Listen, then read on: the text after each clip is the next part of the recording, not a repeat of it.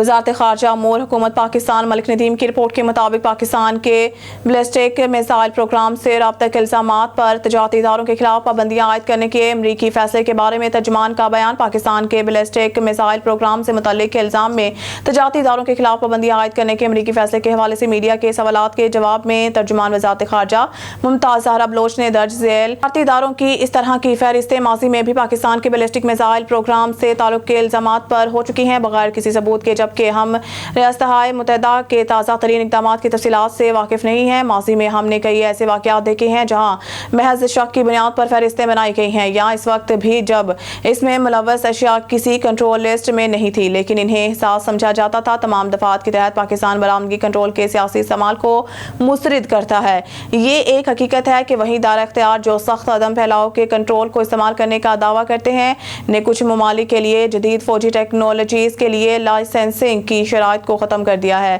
یہ ہتھیاروں کی تعمیر کا باعث بن رہا ہے، علاقائی ہم آہنگی پر زور دینا اور عدم پھیلاؤ اور علاقائی اور عالمی امن اور سلامتی کے مقاصد کو نقصان پہنچانا۔ وزیراعظم شہباز شریف کی ملک بھر میں انسداد اسمگلنگ مہم تیز کرنے کی ہدایت۔ ملک ندیم کی رپورٹ کے مطابق بذریعہ ویب ڈیسک اسلام آباد وزیراعظم شہباز شریف نے جمعے کے روز ملک کو اسمگلنگ سے پاک کرنے کے عزم کا اعادہ کرتے ہوئے متعلقہ حکام کو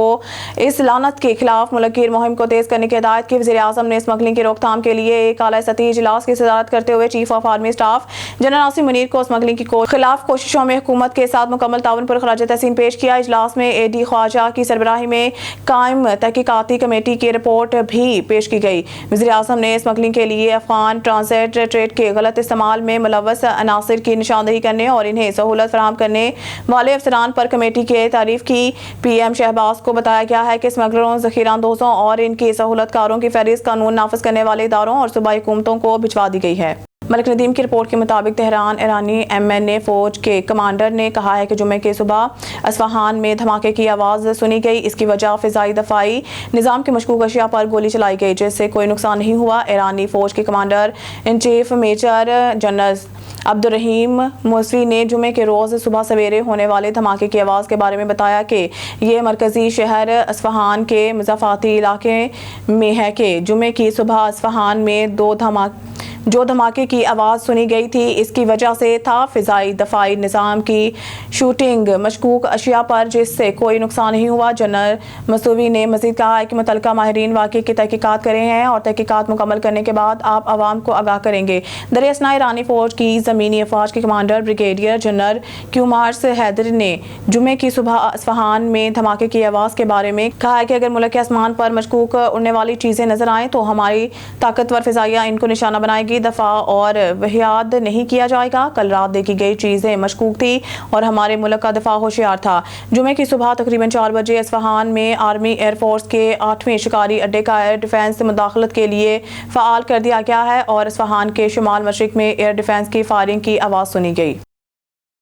ملک ندیم کی رپورٹ کے مطابق راولپنڈی پاک فوج کے شعبہ تعلقات عامہ آئی ایس پی آر کے مطابق army chief general Asim Munir نے جمعہ کو باہمی دلچسپی کے امور اور سعودی عرب کے ساتھ دفاعی پیداوار اور فوجی تربیت سمیت دو طرفہ دفاعی تعاون کو بہتر بنانے کے اقدامات پر تبادلہ خیال کیا۔ فوج کے میڈیا ونگ کے مطابق آرمی چیف نے یہ یقین دہانی سعودی عرب کے معاون وزیر دفاع میجر جنرل طلال بن عبداللہ العتیبی کو جنرل ہیڈ کوارٹر راولپنڈی میں ہونے والی ملاقات میں دی۔ ملاقات میں سی او اے ایس نے رائل سعودی لینڈ فورسز کے استعداد کار میں اضافے کے لیے پاک فوج کی مسلسل حمایت کی تصدیق کی۔ آئی ایس پی آر کا کہنا تھا کہ دورے پر آنے والے معزز شخصیت نے دہشت گردی کے خلاف جنگ میں پاک فوج کی کامیابیوں اور قربانیوں اور علاقائی امن و استحکام کے لیے فوج کی گراں قدر خدمات کا اعتراف کیا ہے۔